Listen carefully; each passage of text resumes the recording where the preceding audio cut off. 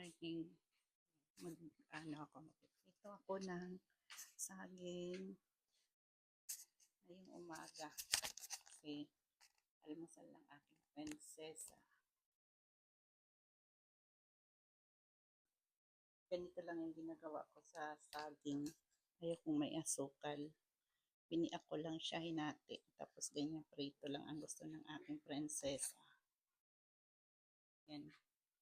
Gusto mo yon? Yung pritong saging? Ha? Gusto mo ba? Oo. Oo. Asan ang papa mo? Ha? Asan ang papa mo?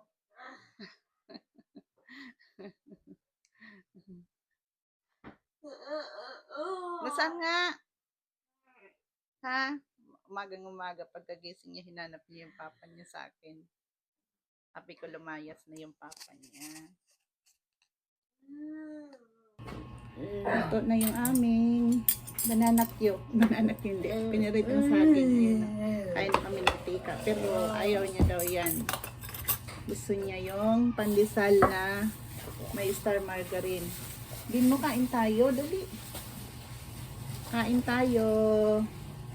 Gusto niya daw ito. Wala nang laman. Tapos na. Wala nang pambili, ha? Wala nang pambili. Pagising niya, hinanap niya yung papa niya sa akin. Sabi ko, lumayas na. Kasi sabi niya sa akin kagabi, usap silang dalawang mag-ama. Pag lumayas yung papa niya, kay papa siya sasama. Kay papa ka sasama? Uy, iwanan mo si mama? Ha? Iwanan mo ba si mama? Ay, hindi rin. Pero kay papa siya. Kay papa siya, love na love niya yung papa niya. Ginto sa kanya yung papa niya. Kain tayo ninyo. Yan, tapos na kaming kumain. Tapos yung aking prinsesa nandun na sa nandun na sa kwarto. Nag-ano na, nanonood na ng TV. Sige po, salamat. Ngayon, salang ako ng aking labahan. Tayo ng labahan. Tapos, magsampay ako. Kasi meron na ako nauna kanina. Salang ng labahan.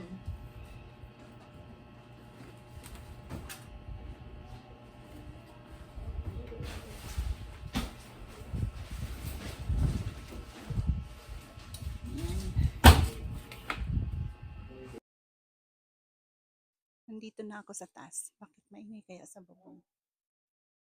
Yan. Ito yung nilinis ko noong, hindi ko matandaan, linggo ata o Sabado. Nilinis ko to dito kay grabing dumi. Kita ko sa inyo. Pero madumi pa rin. Hindi ko talaga alam kung saan ko lagay. Yan na siya. Yun yung tambak na nakalat. Pinag-isa ko. Ganyan. Hindi ko kasi alam kung saan ko yan lagay. Gusto ko nga pakilo. Kasi hindi ko man alam kung gagamitin pa o hindi na. Tapos, ito, nalipat ko na yung mga machine. Talagang yan.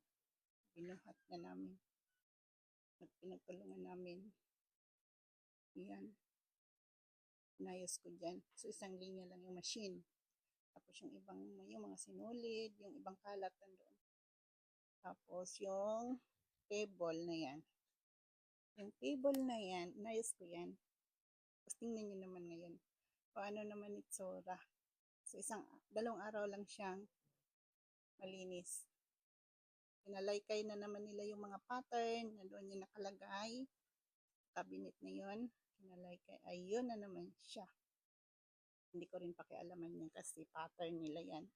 Baka mamaya maitapon ko. May natapon nga daw ako. Tapos mayroong machine na nakatabi. Ayan. Yung mga machine na yan, binili kasi niya yan doon sa dati niyang boss. Nung nagtatrabaho pa si Rico doon. Nabili niya yan. Tapos yan, ayos ko dyan. Pero tambak pa rin siya. Nakatambak nga lang. Inayos ko lang na hindi kalat ba. Ayan. Yung mga tela na hindi ko alam kung ipapakilo na yan or gagamitin pa ba yan. Ayaw kong alam, kaya hindi ko alam yan. Yan, manampay na naman tayo ngayon. Pang ano ko na to, pang 3 salang na sa washing machine. Kagabi kasi may natapos na akong 2 salangan. Dinagdagan ko lang ngayong umaga. Naisampay ko na yung 2. So ito naman ngayon yung pangatlo. Tapos nagpaikot ako kanina. Bukas ko yung isasampay kasi loaded na yung aking sampayan. Kailangan matuyo muna siya bago tayo makasampay ulit. Dito ako sa taas nga na nagsasampay. Kaya yung aking gilid hindi naiinitan. Takot ako doon. Mahagisan ng mga dumi ang aking nilabhan. Ayaw ko na matuyo na may dumi yung aking nilabhan. Gusto ko malinis talaga siya. Ganito siya. Aray ko, hindi ko na alam kung paano. So, hanger lang natin to kasi wala naman akong sampayan na nakaladlad siya. Natutuyo naman to within 24 hours. Yan. Kasampay lang siya dyan. Yan.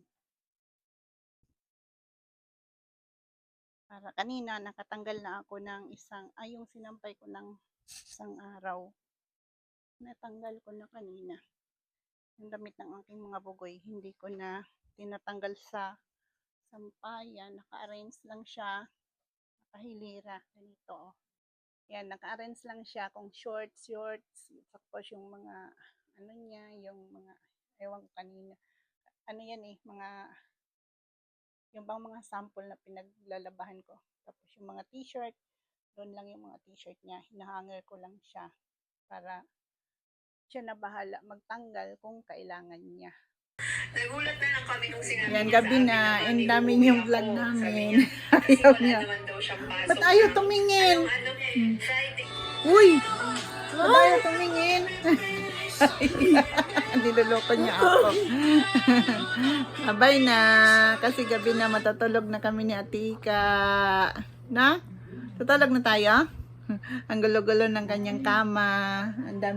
Ang dami niyang abubot, oh. Kinalat niya na yan. Hindi mo kasi nililigpit yung kama mo, no? No? Uy, wag ganyan, kay bad yan. Hindi mo nililigpit yung kama mo, no? No? Walang utos si mama? Oh, dapat nililigpit araw-araw yan. Yung kama, tingnan mo, nakita sa vlog, ang gulo-gulo ng kama mo. Gulo-gulo, no? No? Hindi ka nagligpit, no? Hindi ka nagligpit. Ano ginawa mo? Ba't hindi ka nagligpit? Nag-cellphone. Tinuturo niya, oh, nandyan yung cellphone niya. Nag-cellphone daw siya. Kaya hindi niya naligpit. Oh, sige na, babay na.